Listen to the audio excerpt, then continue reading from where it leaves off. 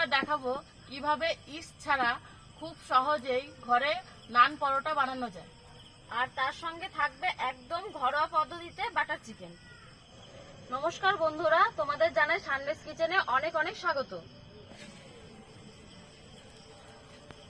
আমরা প্রথমে বাটার চিকেনটা করে নেব, তার জন্য এখানে সবকিছু রেডি করে নিয়েছি।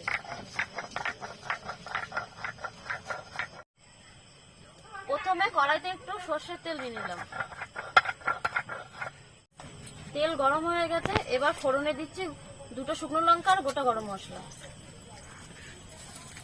তারপরে কেটে রাখা পেঁয়াজটাও দিয়ে দিচ্ছি। ভালো করে লাল লাল করে একটু ভেজে নেব।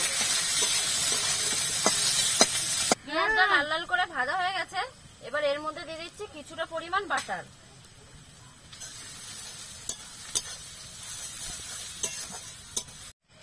এবার এর মধ্যে মাংসগুলো দিয়ে দিচ্ছি।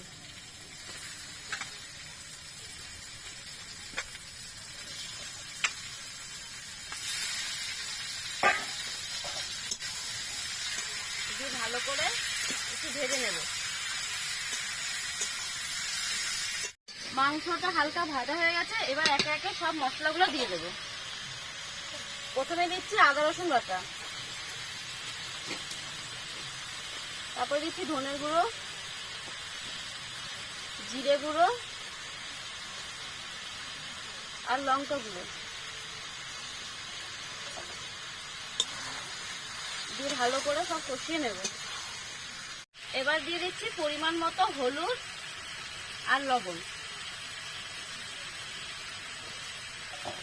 দিয়ে এবার ভালো করে কষিয়ে নেব। ওইদিকে মাংসটা কষানো হতে হতে আমি এদিকে নান পরোটার জন্য ময়দাটা মেখে নিচ্ছি। ময়দার মধ্যে পরিমাণ মতো নুন দিয়ে নিচ্ছি।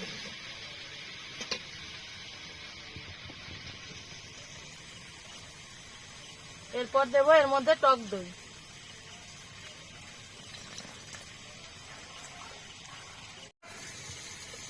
টক দই দিয়ে এই ময়দাটাকে ভালো করে মাখবো। মাংসটা প্রায় কষানো হয়ে গেছে, এবার দই দিয়ে আরেকটু কষাতে হবে।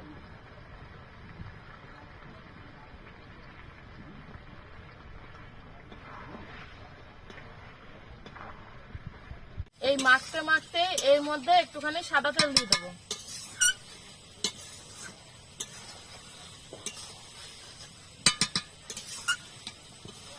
এবার এর মধ্যে অল্প পরিমাণ জল দিয়ে দেবো। বাটার চিকেনে বেশি জল দিলে হবে না, খুব অল্প পরিমাণ জল দিয়ে ঢেকে রেখে দেবো। আমার বাটার চিকেন হয়ে গেছে, এবার নামিয়ে নিচ্ছি।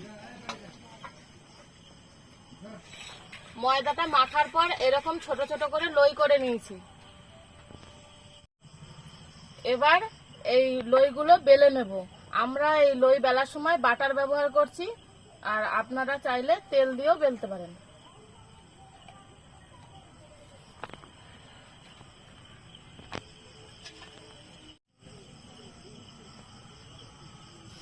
এবার এটা ভালো করে ভেজে নেব। আর রুটিটা একটুখানি মোটাই রেখেছি আমি। এর মধ্যে একটু বাটার দিয়ে দিচ্ছি। আমরা নান পরোটাটা বাটার দিয়ে ভাজছি, আপনারা যদি চান তাহলে সাদা তেলেও ভাজতে পারেন।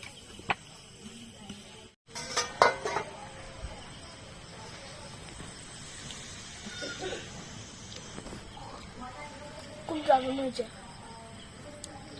আমাদের বাটার চিকেন রেডি হয়ে গেছে আর নানও রেডি হয়ে গেছে। রেসিপি দুটো তোমরা বাড়িতে ট্রাই করো, আশা করি তোমাদেরও ভালো লাগবে। আর ভিডিওটা যদি তোমাদের ভালো লেগে থাকে তাহলে আমাদের চ্যানেলটিকে সাবস্ক্রাইব করে আমাদের পাশে থাকবে।